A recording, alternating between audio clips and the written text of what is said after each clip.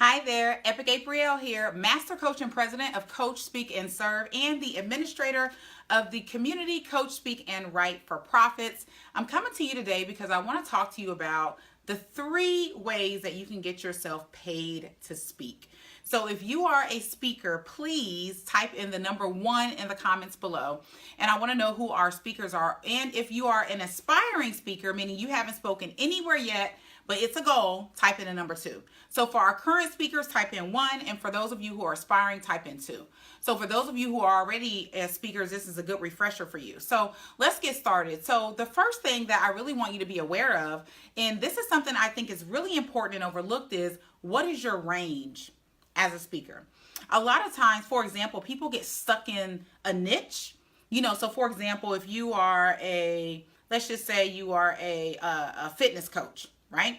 And you want to speak to different groups, and there's different groups that you can speak to locally and nationally, internationally. A lot of times people stick themselves in just then the fitness box. And what I'm saying to you is know what your range is. Like, what are all the things that you can talk about?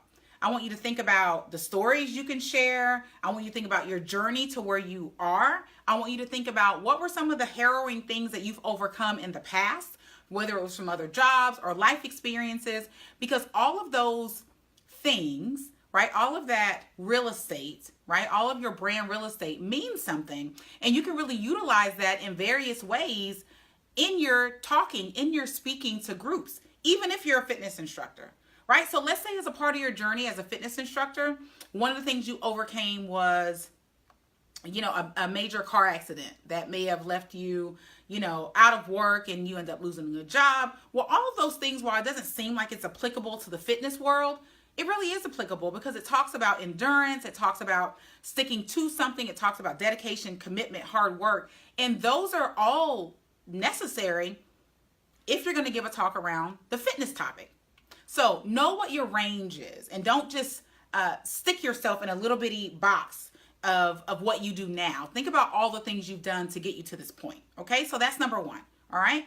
Number 2 is most of the time people aren't getting paid to speak because they're just not asking. Meaning you haven't called anyone, you don't know who to call. So let's kind of let's simplify this in real easy terms. Where do you want to speak? Now, if you know your range already, and let's not even talk ourselves out of, I don't know who, I don't, have this, my website's not updated. Don't worry about any of that. All that, let's pretend like all that is copacetic, it's perfect, and there's no worries there. So, you know what your range is, right? We talked about that, number 1. Number 2 is, who are you calling? So what I want you to do is, in the next hour, I want you to make a list of 10 places locally that you'd like to speak. 10 organizations. Don't even think about the fact that you don't know who to call yet or any of that. Don't worry about it. Make a list of 10. You can keep this in something like Google Drive, where there's a, real life spreadsheet that you can keep up with. Name the companies. Who should you contact? Put the phone number, put the website. Let's start with those 4 columns, right? I didn't say this wasn't going to be work. There's a little bit of work involved, right? If you're wanting to get paid as a speaker and you want someone to write you a check for the information that you're delivering to their audience, then you're going to have to put in some work, right? So again, make your list and start getting on the phone with that list. Now, you may say, oh my gosh, when I get on the phone, what do I say? That's number 3. Number 3 in getting paid is really understanding how to negotiate getting paid. And what does that look like? So for example, when you get the right person, let me back up. Back up to number 2 on making the list. Right? You know your range, so you know in the back of your mind that there's more things you can talk about than what's on your website or what will be on your website or what your business card says. So you're already clear there. You're clear with the 10 places locally that you want to speak at, right? And I say local, start local, just because even if you have been speaking for a while, there's tons of places you haven't spoken at yet. There's tons of people that don't even know you exist.